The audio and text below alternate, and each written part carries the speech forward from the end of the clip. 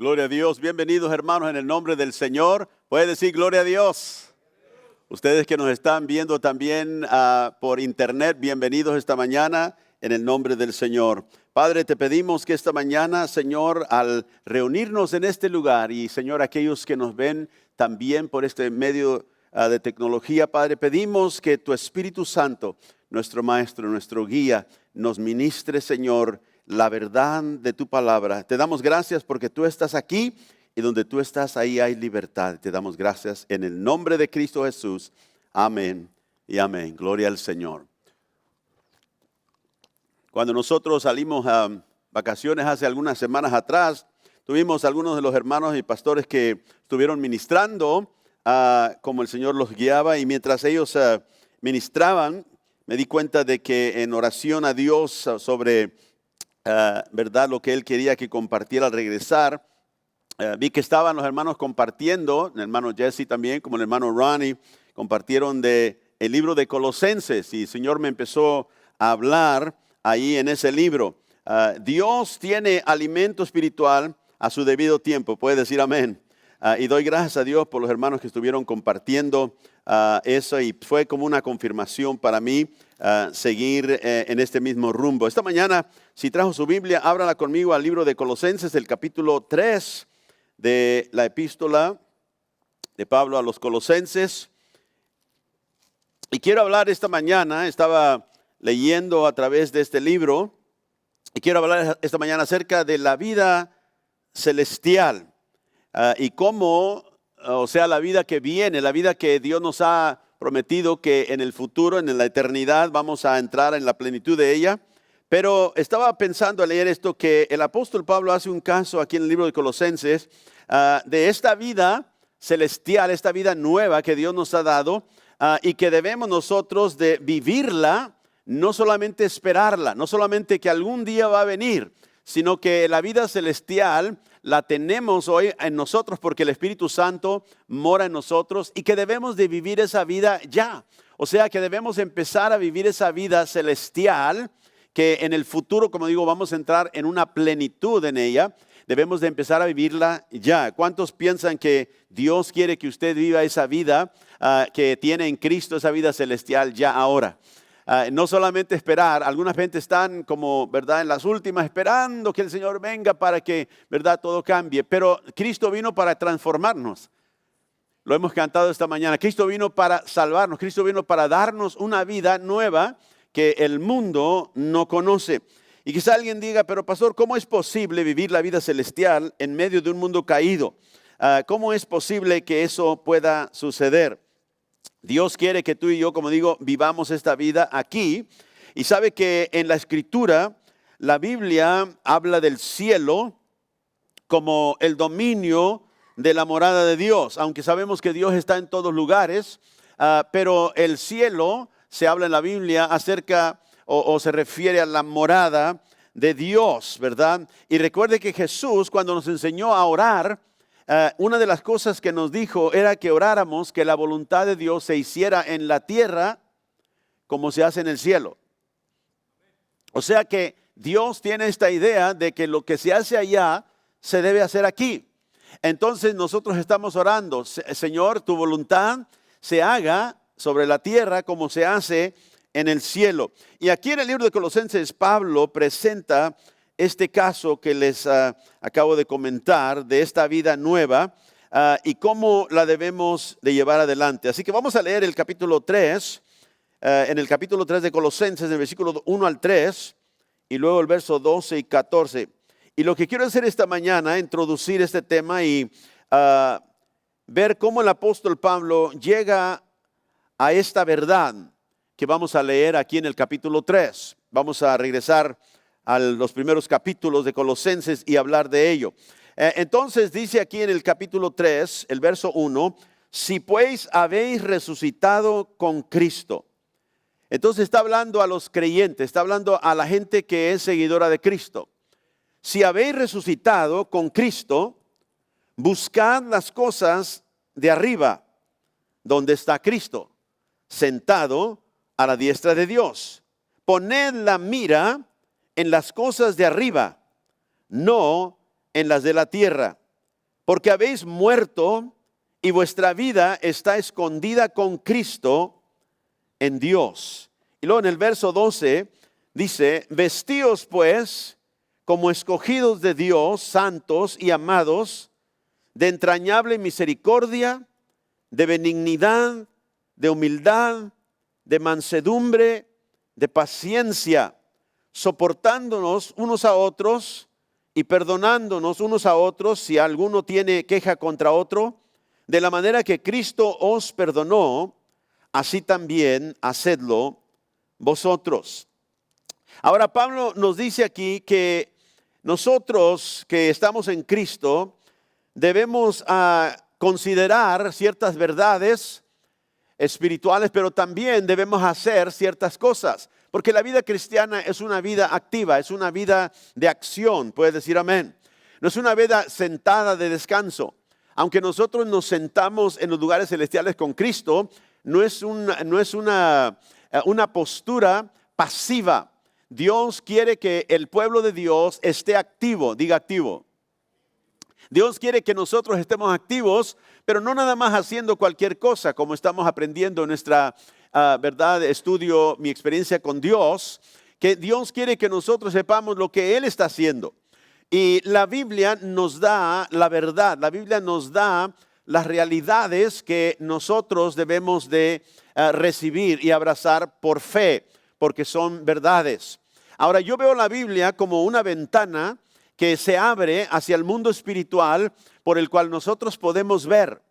A veces el mundo, ¿verdad?, que vive solamente limitado por la vida natural, la vida cotidiana, no saben y no conocen el mundo espiritual. Pero Dios nos ha abierto una ventana a través de la Escritura, donde cuando usted abre, usted puede ver al mundo espiritual y puede ver que Dios ha hecho un sinnúmero de cosas para nosotros los creyentes que nos llevan o nos debe de llevar a vivir una vida diferente al mundo y una vida que nos está preparando para un futuro que aún viene. Gloria a Dios.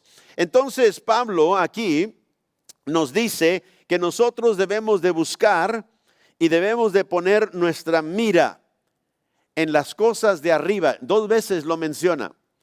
En las cosas de arriba, no en la tierra, sino las cosas que están ¿dónde? Donde Cristo está sentado a la diestra de Dios Padre. Ahora, la Biblia nos dice en Romanos, guarde su lugar aquí, pero Romanos 8:17 dice que nosotros somos herederos de Dios. Dice que si somos hijos, somos herederos y herederos de Dios y coherederos con Cristo. Ahora, note que dice que somos herederos de Dios. Cuando alguien le dice, ¿sabes qué? Alguien en tu familia murió y te dejaron algo. ¿Qué nos dejaron? Bueno, has heredado, y luego nos dice, o su casa, o su coche, o su dinero en el banco. Son las cosas que hemos heredado. Pero escuche, hermano, nosotros somos herederos de Dios. ¿Sabe lo que hemos heredado? Hemos heredado a Dios. Dios es nuestra herencia. No es nada más cosas materiales o espirituales que van a venir, sino Dios mismo es nuestra. No te dice, somos herederos de Dios. No solamente que Él nos va a dar cosas, sino que hemos heredado a Dios mismo y coherederos con Cristo, porque Cristo también tiene al Padre, ¿verdad? El Padre dijo, está siempre conmigo. Ahora, vamos a regresar al capítulo 1 de Colosenses, porque Dios nos ha calificado para compartir la herencia espiritual y queremos ver cómo llegamos al capítulo 3, donde resucitados con Cristo, ahora buscamos las cosas de arriba, ahora ponemos nuestra mira en las cosas de arriba, donde Cristo está sentado a la diestra del Padre.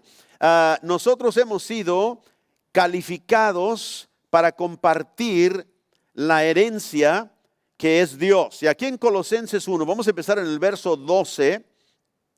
Pablo escribe a la iglesia y les dice, con gozo, dando gracias al Padre que nos hizo aptos para participar de la herencia de los santos en la luz, el cual nos ha librado de la potestad de las tinieblas y trasladado al reino de su amado Hijo, en quien tenemos redención por su sangre, el perdón de pecados. Ahora, si usted lee esos versículos con un entendimiento espiritual, se va a dar cuenta que Dios, ahí solamente en esos 3 versículos, Pablo nos dice, Dios nos ha dado grandes y maravillosas cosas. Dios nos ha otorgado algo que el mundo no tiene. Entonces nos dice que en resultado de eso, con gozo, nosotros debemos de dar gracias al Padre. Esta mañana me levanté y levanté mis manos en mi oración en la mañana y le dije, gracias Señor, porque tú eres maravilloso en tu obra. Este día, Señor, tú tienes algo especial para cada uno de aquellos que te aman, de aquellos, Señor, que claman tu nombre. Dice que nosotros hemos sido, verso 12, aptos. Diga ¿qué? Aptos. Aptos quiere decir que hemos sido capacitados. Dios nos ha obrado en nosotros de tal manera que ahora tenemos capacidad que no teníamos antes. Nos hizo aptos para participar. O sea, para tomar parte ¿de qué? De la herencia que le pertenece a los santos, nosotros que estamos en la luz. ¿No se ha visto usted como alguien capacitado para participar? O sea que los que no están aptos, los que no están capacitados, no pueden participar de esa herencia, fíjese. Pero nosotros tenemos algo por qué estar agradecidos a Dios, porque nos hizo aptos. Y también, ¿qué dice? Ahí en el verso 13, dice, el cual nos ha librado de la potestad de las tinieblas. Ahora tenemos liberación del poder del diablo, del poder de las tinieblas. O sea que el diablo no tiene poder ni potestad sobre nuestra vida ya. Todavía viene y trata de molestarnos, pero no tiene autoridad más sobre nuestra vida. Nosotros estábamos bajo el espíritu del aire, dijo Pablo en Efesios capítulo 2. Cuando nosotros andábamos en ese camino, andábamos, ¿verdad?, nosotros dominados por ese espíritu. Pero ahora Él nos ha librado, diga librado, de la potestad de las tinieblas. ¿Y qué más hizo? Nos ha trasladado al reino de su Hijo o de su amado Hijo. Ahora, Dios nos liberó cuando vinimos a Cristo, nos trasladó. Y yo digo que estas son realidades, pero son realidades no experiencial, si puedo usar esa palabra. O sea, no es algo que tú vas a experimentar de tal manera que te das cuenta como un sentir o algo así. No, es una realidad espiritual, es una verdad que Dios nos está declarando. Entonces, cuando yo me convertí a Cristo, cuando tú viniste a Cristo, no sentiste el traslado. O sea que no hubo algo que yo dije, ay, ahora mira, Dios me está llevando y me está trasladando aquí. Ahora me siento que estoy, ¿verdad?, en otro reino. No, sucedió porque es una verdad espiritual que Dios llevó a cabo en nosotros. Él nos trasladó, nos sacó del imperio de las tinieblas y nos puso en el reino de su Hijo amado. O sea, en el reino de Cristo. ¿Por qué? Porque le pertenecemos a Él. Puede decir amén. Entonces, aquí hay varias verdades, como digo, que no son cosas que podemos experimentar como un sentir. Cuando Dios perdonó mis pecados, yo no vi mis pecados que se fueron, ¿verdad?, de mi corazón. Simplemente creí lo que Dios me dijo y eso vino a ser una realidad en mi vida. Dios rompió, ¿verdad?, la condena del pecado sobre mi vida y sobre tu vida si estás en Cristo, y tú debes de considerarte de esa manera. Tú debes de considerarte ahora en un reino diferente en el cual antes te movía, que era el reino de las tinieblas. Esa verdad, por eso Pablo usa la palabra considerar, ¿verdad? Considérate, ¿verdad?, libre del pecado. Considérate libre de la maldad. Entonces nosotros somos aptos, hemos sido hechos competentes o hemos sido preparados para participar de la herencia. En 2 de Corintios 3, 6, Pablo dice, el cual asimismo nos hizo ministros competentes. Esa es la misma palabra que Pablo usa cuando dice somos aptos. Nos hizo competentes de un nuevo pacto, no de la letra, sino del espíritu, porque la letra mata, mas el espíritu vivifica. Entonces somos en Cristo siervos. La palabra ministro no es una palabra técnica, no es una palabra que realmente quiere decir que algunos son y otros no. Todos los que pertenecemos a Cristo somos ministros. ¿Sí me escuchó? Todos somos ministros. La palabra ministro es uno que ministra, uno que sirve. Entonces todos somos siervos de Dios. O si no somos siervos, no le pertenecemos a Él. Entonces Pablo dice, nos hizo a nosotros ministros competentes, dice, de un nuevo pacto. O sea, Dios nos ha calificado adecuadamente en Cristo para participar, como dijo ahí en Colosenses, de la herencia en los santos. Esto quiere decir que tú y yo podemos participar de algo que Dios ha puesto a nuestra disposición y que nos ha llamado a vivir en aquello que Él ha hecho disponible para nosotros. Hemos sido hechos aptos. Aquellos que han sido liberados, como dijo, de la potestad de las tinieblas, aquellos que hemos sido trasladados a un nuevo reino. ¿Y quiénes son estos? Todos aquellos que fueron comprados, redimidos con la sangre de Cristo. Puede decir amén. Aquellos que fueron comprados de la pena de sus pecados, que hemos sido perdonados, dice el verso 14 de Colosenses 1, en quien tenemos redención por su sangre, el perdón de pecados. Ahora Pablo, de aquí en el verso 15 en adelante, empieza en su carta a la iglesia en Colosas a subrayar varias verdades que hacen la vida celestial posible. Usted y yo podemos vivir esta vida celestial aquí en la tierra porque Cristo la ha hecho posible para ti y para mí.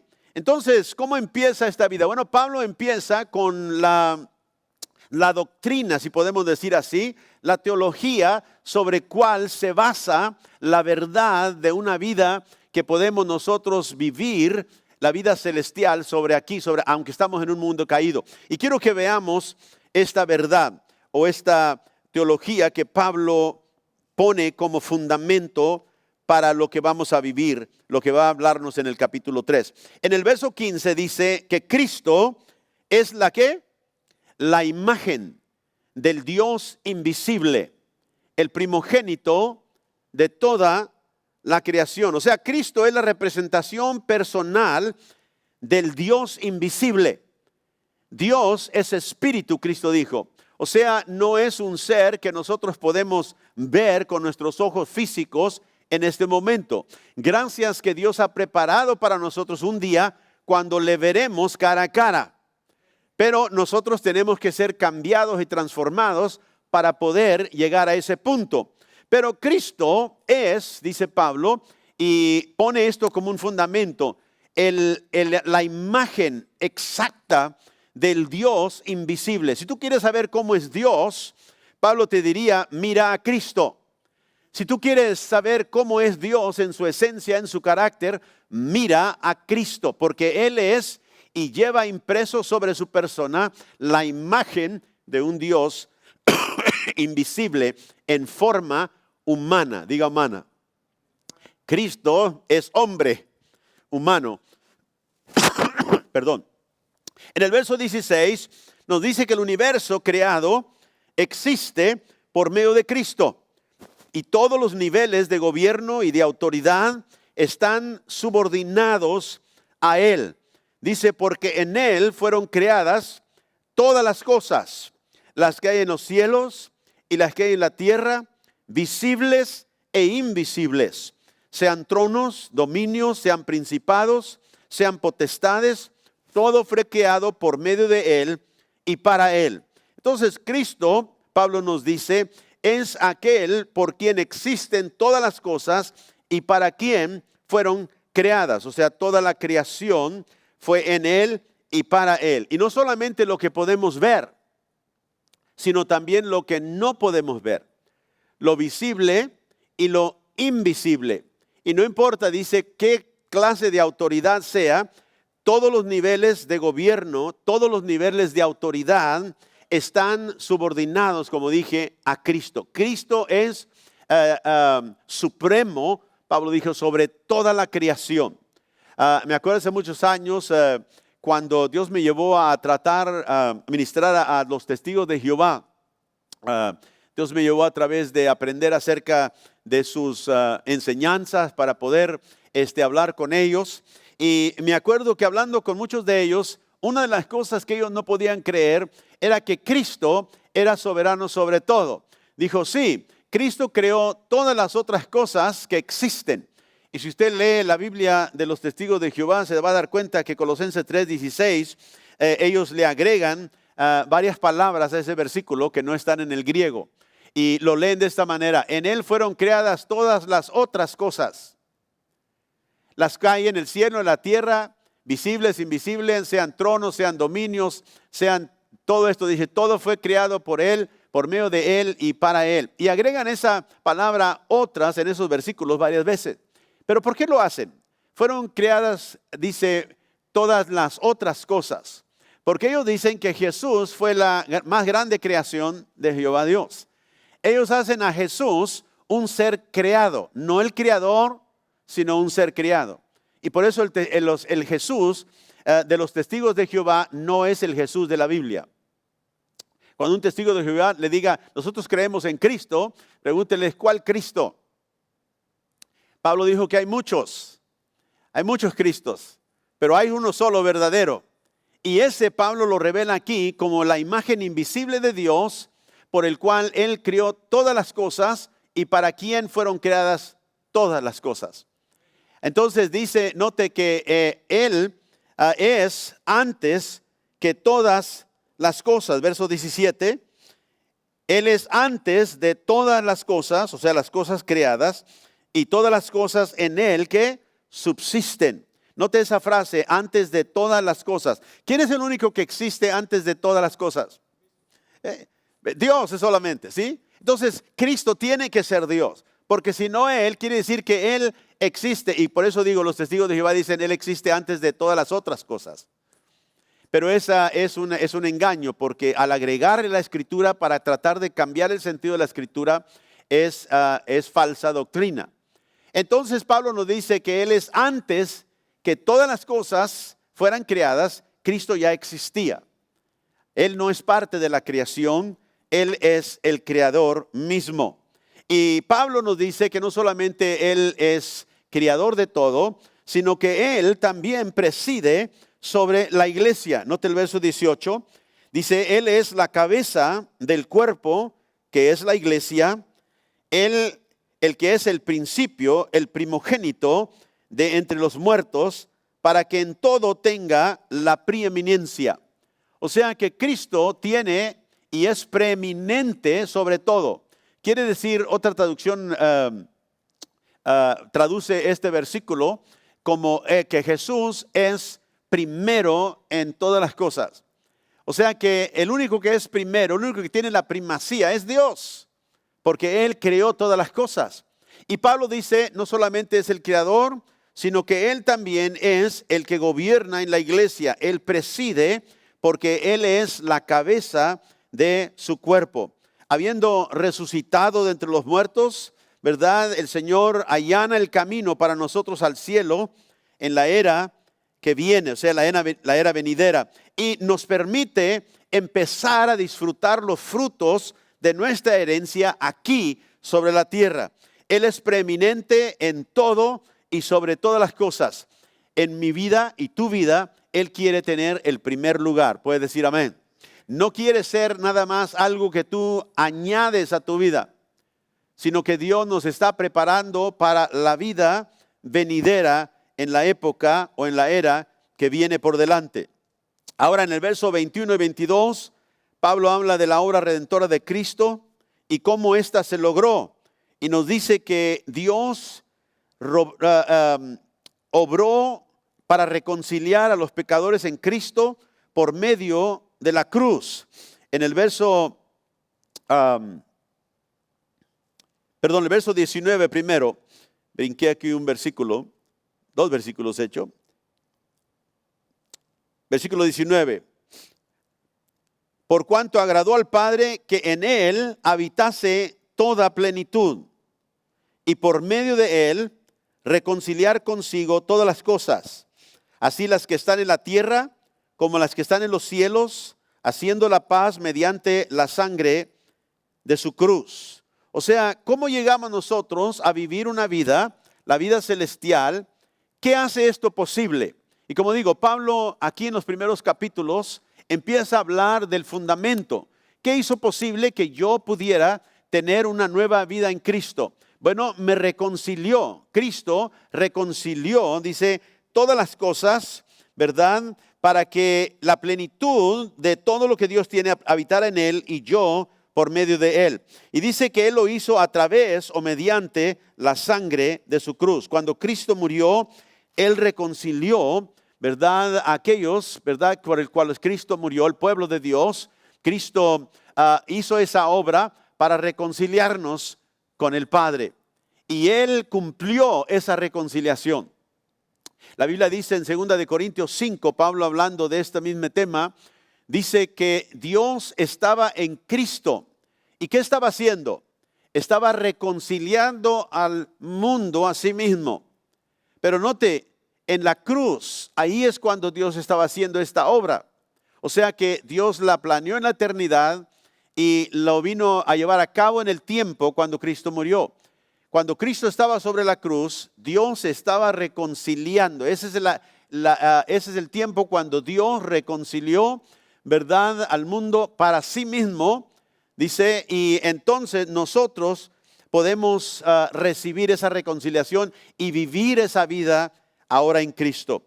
Fue a través y mediante la sangre que Cristo derramó, o sea, su vida en la cruz.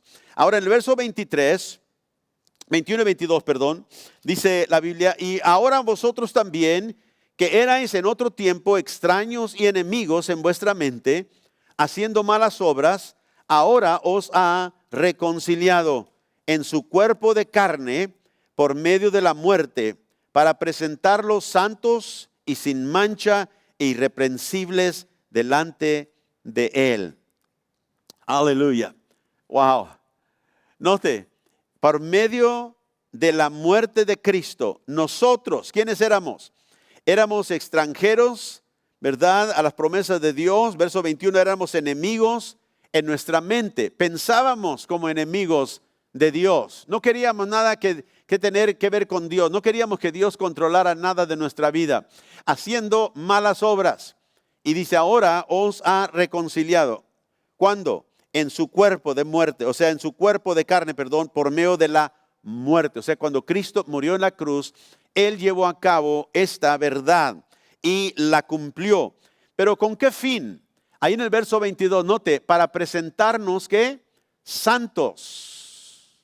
¿Cuántos santos tenemos aquí esta mañana? Levante su mano los que son santos.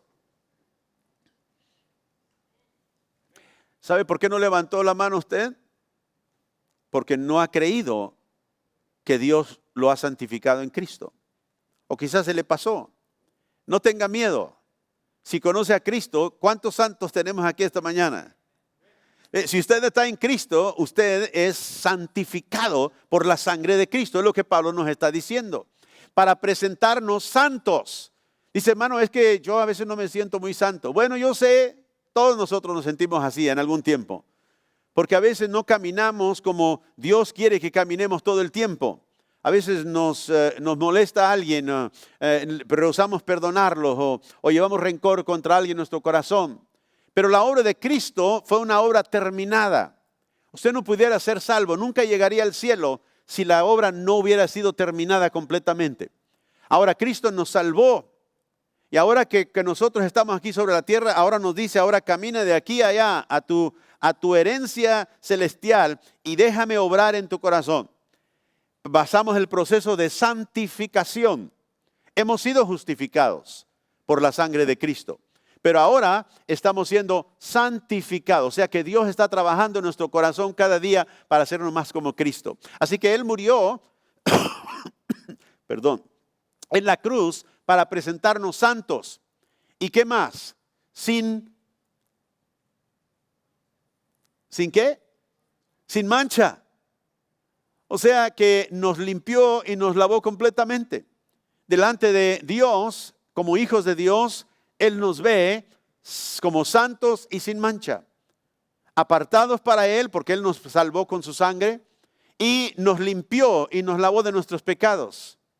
Y también, y eso es lo que estaba leyendo esta mañana, y me quedé como, wow, dice, irreprensibles.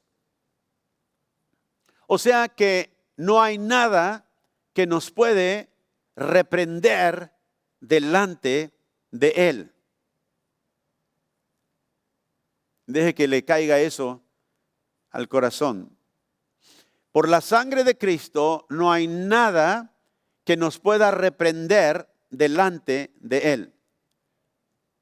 Pablo dijo en Romanos 8, ¿verdad? ¿Quién traerá un cargo contra los elegidos de Dios? Cristo es el que nos justificó. Y Él no nos justificó nada más, ¿verdad? Una parte de nuestra vida. No, nos justificó todos. Porque acuérdense, ¿cuándo es cuando Cristo reconcilió al mundo de aquellos que iban a ser salvos? En la cruz. ¿Cuántos aquí habíamos nacido antes de la cruz? Nadie. Todos estábamos en el futuro. Pero Dios llevó a cabo esta obra, esta verdad, que nosotros ahora tenemos por fe que aceptar y creer. Entonces, vemos que la obra redentora de Cristo nos hizo santos, sin mancha y irreprensibles delante de Él. Yo digo, gloria a Dios por la obra reconciliadora de Cristo. Yo digo, gracias Señor, porque lograste esto mediante la cruz de tu Hijo. Y ahora, la bendición de la obra de Cristo viene, ¿cómo? Por fe en Cristo, por fe en el Evangelio. Mira el verso 23. Dice, si en verdad permanecéis fundados y firmes en la fe y sin moveros de la esperanza del Evangelio que habéis oído, el cual se predica en toda la creación que está debajo del cielo, del cual yo, Pablo, fui hecho ministro. Ahora, quiero un momentito tomar aquí para explicar qué está diciendo Pablo aquí. Parece que está diciendo ahora, Cristo nos salvó, sí, nos hizo santos, sí, nos reconcilió, sí, pero ahora tú necesitas mantenerte, ¿verdad?, en esa salvación. Y parece que está diciendo, si permaneces. Y me acuerdo yo hace muchos años, ¿verdad?, antes de que Dios realmente me revelara esta verdad en su palabra, yo decía, sí, sí eres salvo, pero tienes tú que hacer algo para seguir ¿verdad? Firme, para seguir en esa salvación que Dios te compró. Y nunca me entró a mí en la mente que si Dios me salvó y yo tengo que hacer algo para continuarla, entonces yo estoy obrando para mantener una salvación que es gratis. Y parece decir que es lo que Pablo está diciendo aquí, pero no es. Quiero decirle, ¿qué está diciendo Pablo aquí? Dice en el versículo 22 que murió en la carne, o sea, murió por nosotros para presentarnos santos, sin mancha, irreprensibles delante de Él. Sí. Y dije, si en verdad permaneces fundado y firmes en la fe y sin moveros de la esperanza del Evangelio que habéis oído, el cual se predica en toda la creación. ¿Qué está diciendo Pablo? Que hay una condición para que nosotros podamos mantener nuestra salvación. A los Gálatas le dijo, habiendo empezado en el Espíritu, ahora dice, ¿sois perfeccionados por la carne? El principio es, si Dios te dio vida y te empezó con el poder del Espíritu Santo y Él transformó tu vida por su poder, ahora tú necesitas por la carne tratar de seguirla apoyando. No, lo que está diciendo Pablo aquí, no, esta no es una condición para seguir en la salvación. Esta es una evidencia de que eres salvo. Pablo dijo, Dios te ha reconciliado, te ha hecho irreprensible en Cristo y sin mancha delante de Él.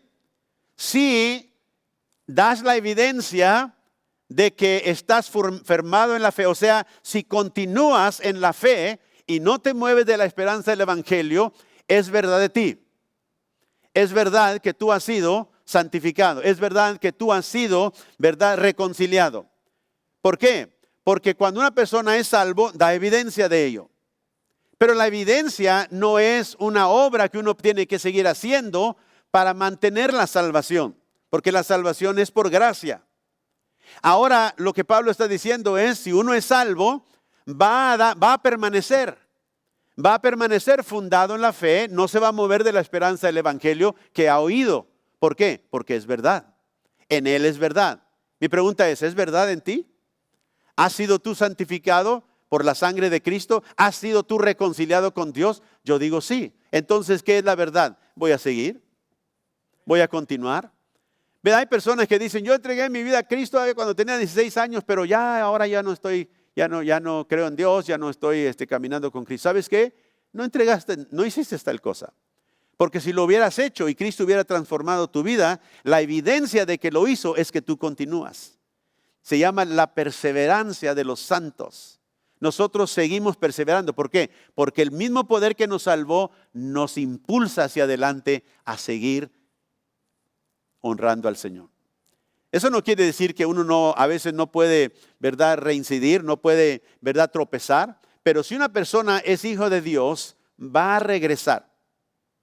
Pablo le dijo a Cristo, Cristo le dijo a Pedro cuando Pedro lo negó. ¿Se acuerdan ustedes que lo negó 3 veces? ¿Y qué le dijo Cristo? Yo he orado por ti. ¿Para qué? ¿Alguien se acuerda? Para que tu fe no falte, no te falle.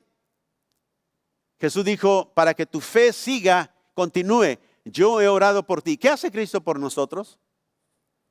Está a la diestra del Padre, ¿qué? Intercediendo por ti y por mí. Si tú le perteneces a Cristo, Cristo está orando por ti. Y así como le dijo a Pedro, para que tu fe no falle. Y cuando regreses, ¿qué dijo? Alimenta a tus hermanos. Ministra a tus hermanos.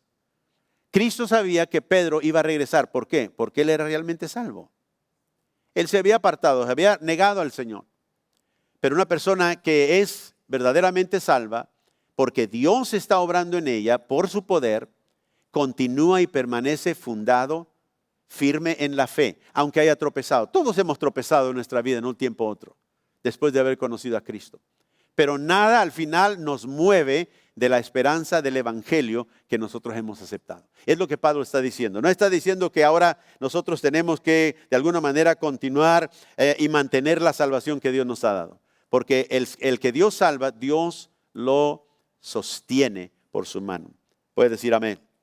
En Colosenses capítulo 2, ahora Pablo no solamente subraya la primacía de Cristo en todo momento, como hemos visto aquí en estos versículos, sino que ahora también nos presenta a Cristo como la base, la verdad sobre cual nosotros podemos repudiar cualquier argumento engañoso contra el evangelio. En el capítulo 2, el verso 4 dice, y esto digo, que para que nadie os engañe con palabras persuasivas. O sea, siempre hay fuerzas malignas que buscan engañar a los incautos, a los simples. Y note que aquí dice, esto digo para que nadie os engañe con palabras persuasivas. Note el versículo 8. Mirad que nadie os engañe por medio de filosofías y huecas sutilezas. Verso 16. Por tanto, nadie os juzgue en comida o en bebida o en cuanto a días de fiesta, luna nueva o días de reposo. Y verso 18 dice, nadie os prive de vuestro premio. Entonces aquí en estos versículos varias veces nos dice que hay fuerzas, ¿verdad?, malignas que buscan y vienen para tratar de engañar aún hasta los escogidos, los elegidos de Dios. Y por eso dice Pablo, por eso yo les escribo esto, para que nadie los engañe con palabras persuasivas, dice en el verso 4. Y luego en el verso 8, una vez más, dice, mirad que nadie os engañe por medio de ¿qué? Filosofías, huecas sutilezas, según las tradiciones de los hombres, conforme a los rudimentos del mundo y no según Cristo. El otro día estaba comentando y dialogando con una persona en Facebook y estaba hablando de la enseñanza de la Iglesia Católica concerniente a María como verdad corredentora con Cristo. Alguien había puesto algo y había comentado. Y esta persona estaba diciendo que todos ahí estaban atacando a la Iglesia Católica, estaban atacando, ¿verdad?, a los católicos. Y yo le escribí y le dije, no es un ataque, es simplemente que la verdad importa. Y si algo no es verdad, de nada nos sirve seguir creyéndolo, ¿verdad? Si decimos que creemos la Biblia, le dije, la Biblia no habla de María como una corredentora con Cristo, ni como una mediadora.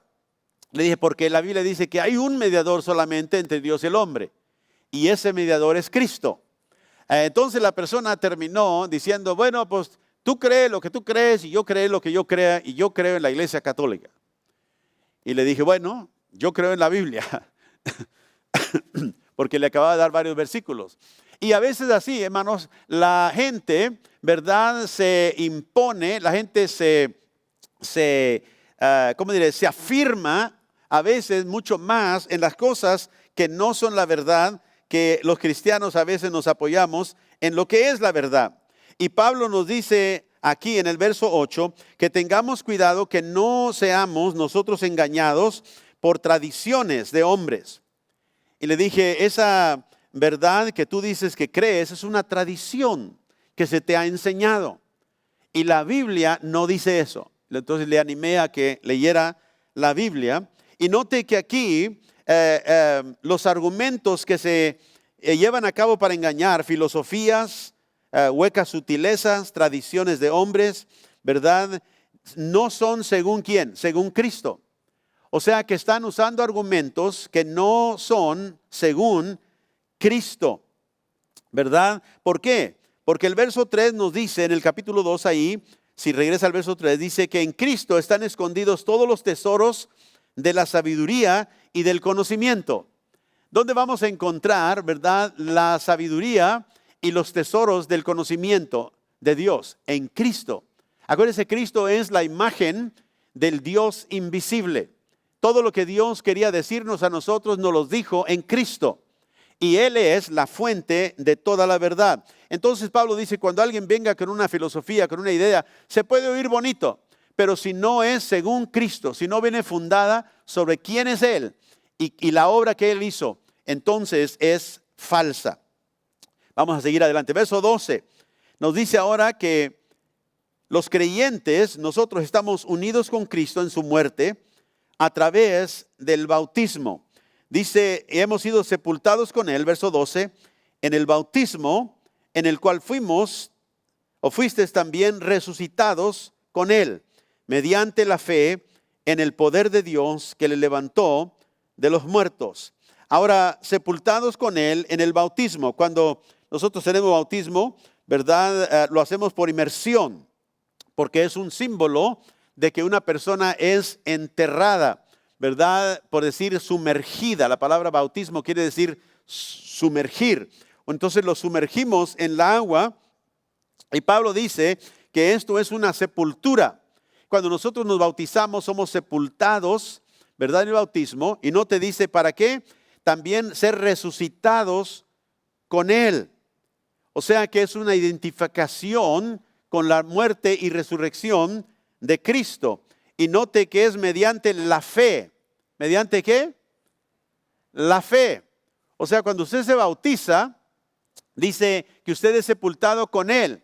Pero cuando usted se bautizó, usted no vio a Cristo que estaba ahí, ¿verdad? No lo vio físicamente que estaba Él también siendo sepultado. No, porque Cristo murió, fue sepultado en muerte cuando Él murió sobre la cruz. Pero dice que esto viene a llevarse a cabo, la muerte y la resurrección con Él, mediante la fe. Acuérdense que le dije al principio que Pablo está hablando de unas realidades espirituales. Esto es una realidad que Dios, ¿verdad?, ya llevó a cabo. Y todo aquel que cree, todo aquel que se identifica con Cristo mediante la fe, pone su fe en el ¿qué? En el poder de Dios. Cuando yo creo que Jesús Al entregar mi vida a Él me perdona y me levanta a una vida nueva. Yo lo creo porque creo en el poder de Dios. ¿Qué poder? El poder que levantó a Cristo de los muertos. Y si Dios puede levantar a alguien muerto a alguien muerto ya, ¿verdad? Después de 3 días. Si Dios puede levantar el cuerpo de Cristo de los muertos después de 3 días, Él puede trasladarme de las tinieblas a la luz. Él puede darme una vida ahora, ¿verdad? Celestial, que yo puedo vivir aquí sobre la tierra porque Él está obrando su poder en mí. Yo lo creo. ¿Usted lo cree? Y Pablo dice, hermanos, somos el pueblo de fe. Creemos lo que Dios nos ha dicho por medio de Cristo.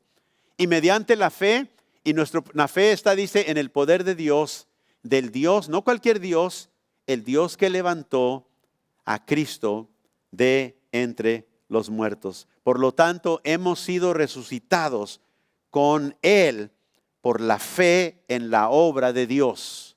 Pablo está diciendo, la obra que Él llevó a cabo cuando resucitó a Cristo de los muertos. Yo he puesto mi fe en Él y Él me ha resucitado y lo creo y lo vivo porque lo creo, gloria a Dios. Ahora, en el verso 14 nos dice que solo la muerte puede cancelar la deuda que nosotros teníamos, ¿verdad? La muerte del pecado humano. Dice, anulando el acto de los decretos que había contra nosotros, que nos era contraria, quitándolo de en medio y clavándolo en la cruz. El acta de decretos que había contra nosotros. O sea que había un decreto en contra nuestra porque habíamos pecado. La paga del pecado es muerte, ¿verdad? Todo el que peca muere. Y ese decreto, dice, nos era contrario. Y el Señor lo quitó de en medio, clavándolo a la cruz. ¿Cómo sé yo que mis pecados están perdonados y que un día yo estaré en la presencia del Señor? Porque Dios lo hizo y lo declaró a través de Cristo. Y yo lo creo. ¿Se lo puedo probar a alguien físicamente? No. Por eso la Biblia dice, todo el que viene a Dios es necesario que crea. ¿Sí? El que se acerca a Dios tiene que creer.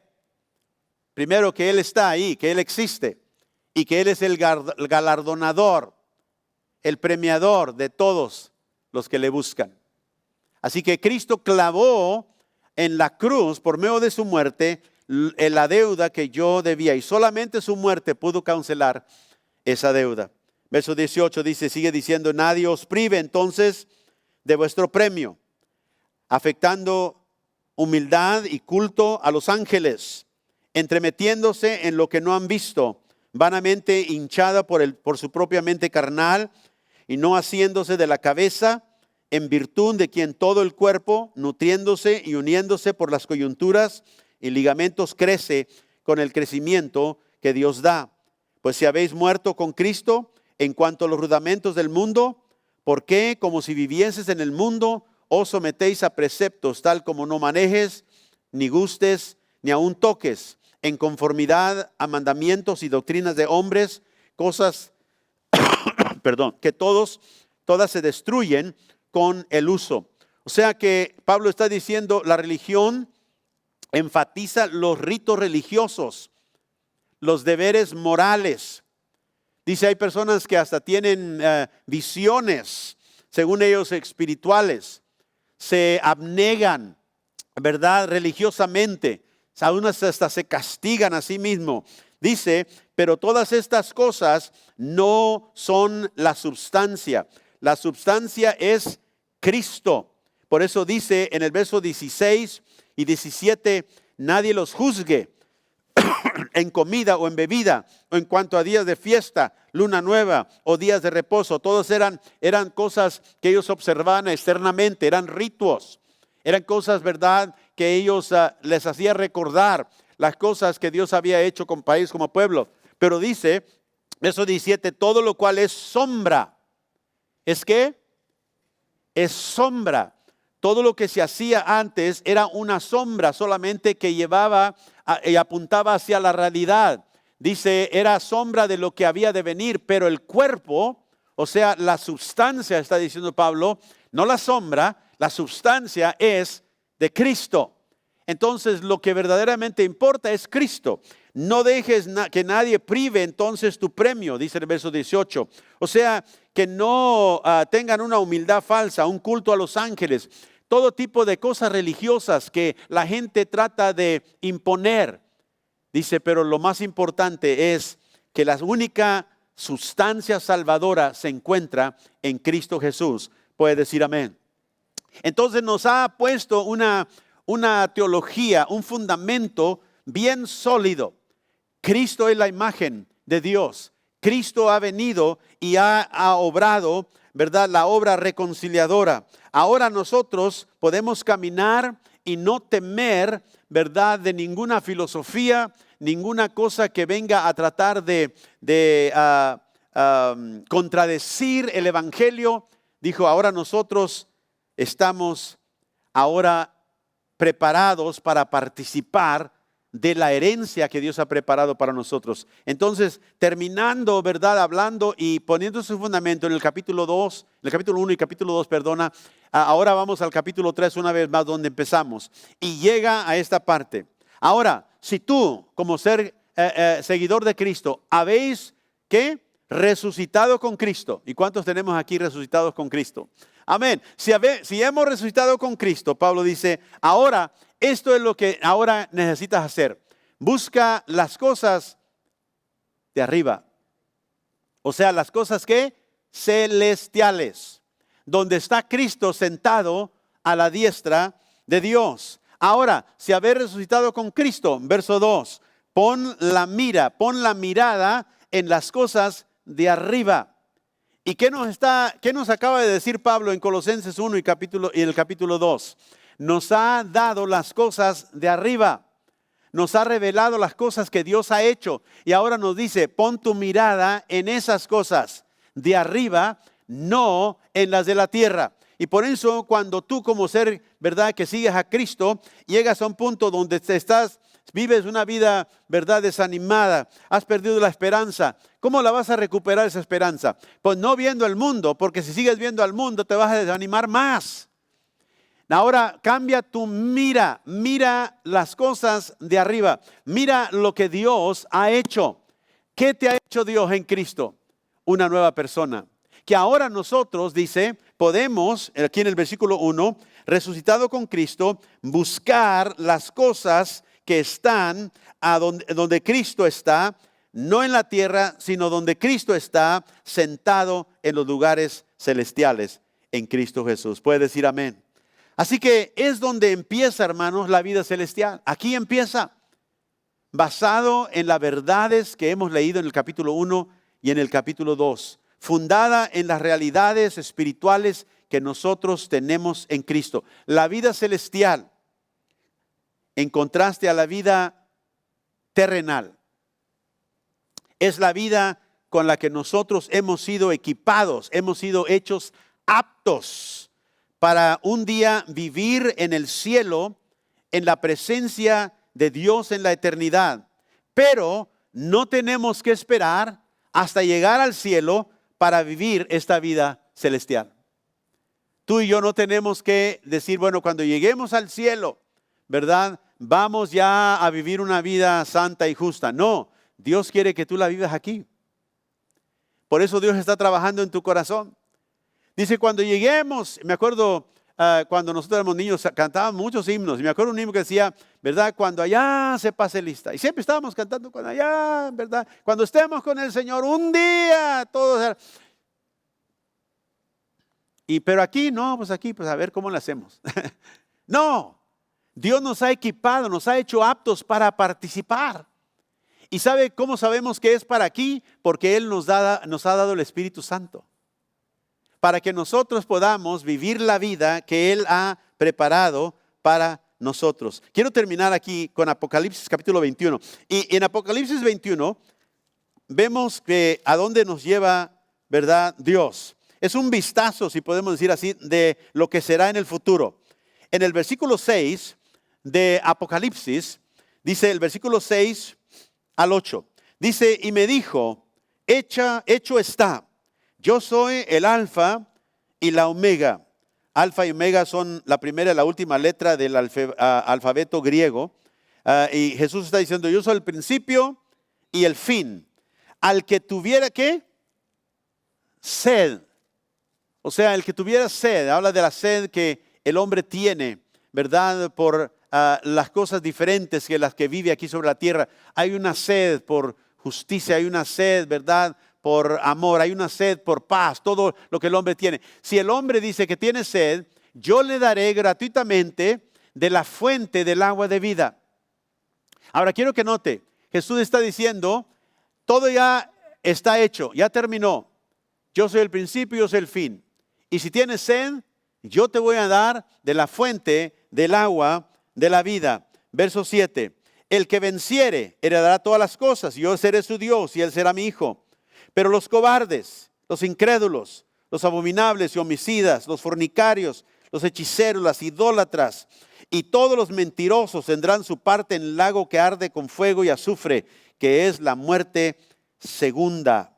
Ahora, es interesante que Dios dice que cuando Él regrese, todo el que venza, dice, vivirá conmigo, será conmigo. Y donde yo estoy, dice, no va a haber ¿qué? Mire lo primero que menciona. Los cobardes. Nadie que es cobarde va a entrar ahí. Ni los homicidios, ni fornicarios, ni hechiceros, ni idólatras, ni los mentirosos. Nadie va a poder entrar a esa ciudad nueva a la cual está escribiendo, sino que van a ser separados de Dios en la muerte segunda, en el infierno. Entonces nosotros tenemos una mirada, un vistazo hacia lo que viene. Y lo que viene es que no va a haber ninguna de estas cosas ahí. O sea que no vamos a nosotros vivir, ¿verdad? Ninguna de estas cosas jamás. ¿Por qué? Porque Dios nos va a dar, ¿qué? Agua. No te dice, de la fuente del agua, ¿qué? Viva. Dios va a dar al que tiene sed gratuitamente de la fuente del agua de la vida. ¿Para qué? Para que pueda vivir esta vida nueva ahí en la eternidad. Ahora, guarde ese pensamiento en su mente. Al que tiene sed le va a dar ¿qué? Agua de la fuente de la vida, del agua de la vida. Ahora, en Juan capítulo 7, vamos a terminar aquí. En Juan capítulo 7, verso 37. Gracias, Señor. En Juan 7, 37, el Señor dice, en el último gran día de la fiesta, Jesús se puso en pie y alzó la voz diciendo, si alguno tiene sed, si alguno tiene sed, Juan 7, 37, si lo puedes. Si alguno tiene sed, venga a mí y ¿qué? Y beba.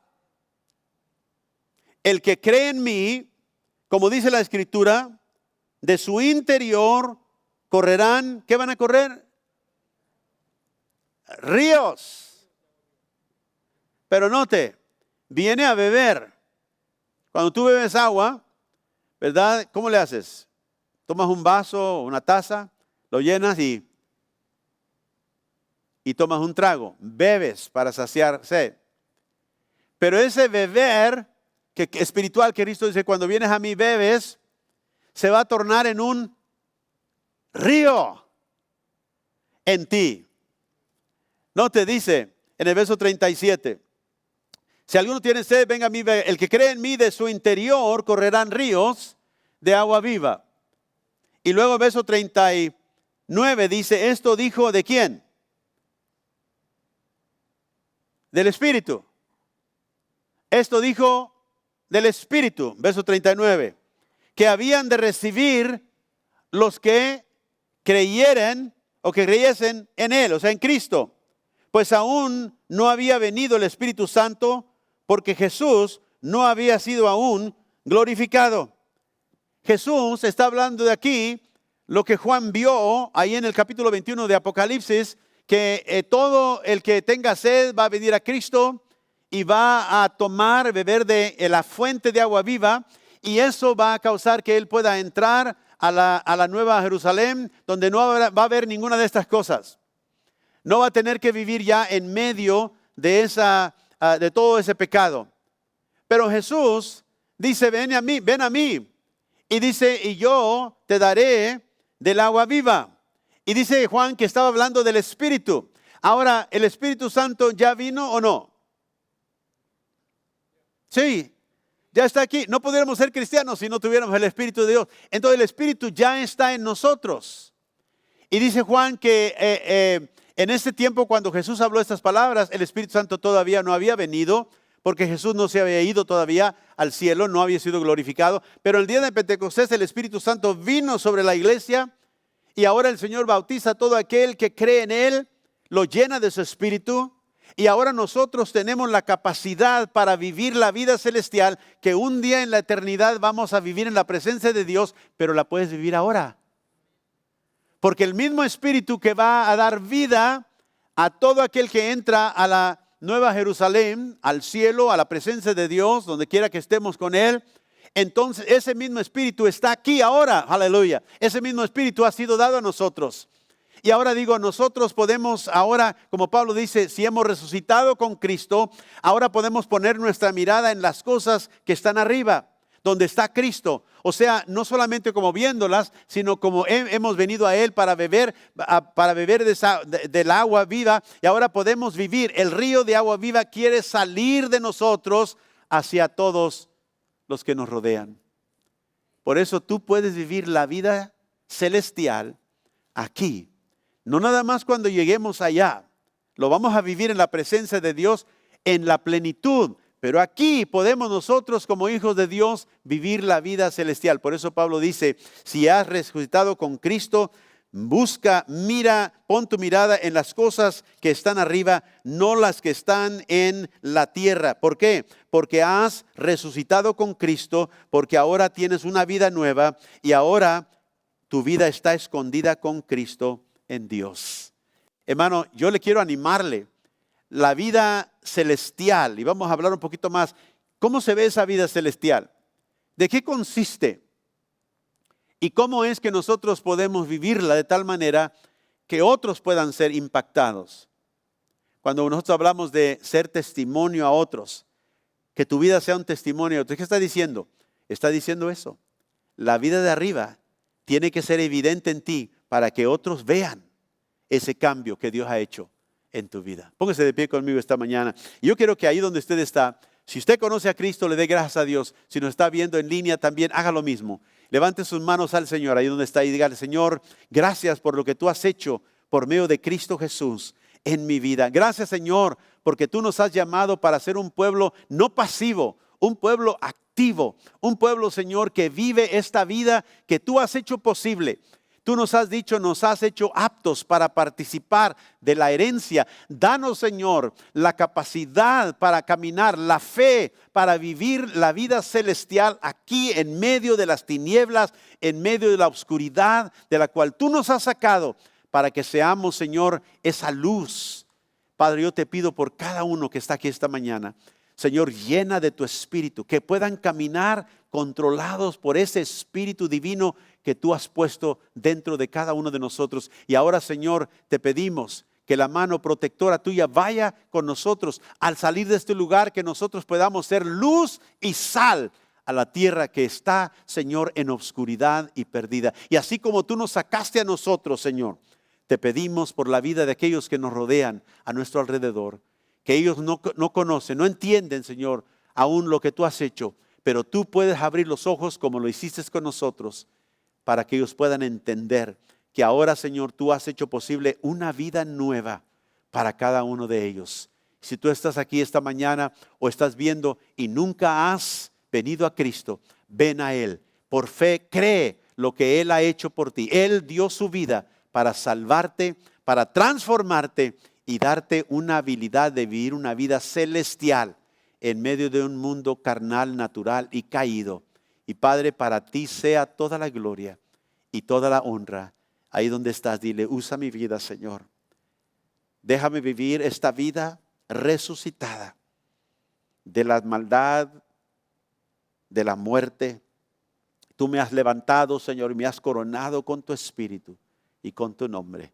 Y ahora, Señor, al irnos de este lugar, te pido que cada persona se vaya con esta verdad. Yo he sido llamado para vivir esta vida celestial aquí. Y esta semana, Señor, bendice sus vidas y que puedan ser testimonio donde ellos estén. En el nombre de Cristo Jesús. Y para ti sea toda la gloria y toda la honra. Amén.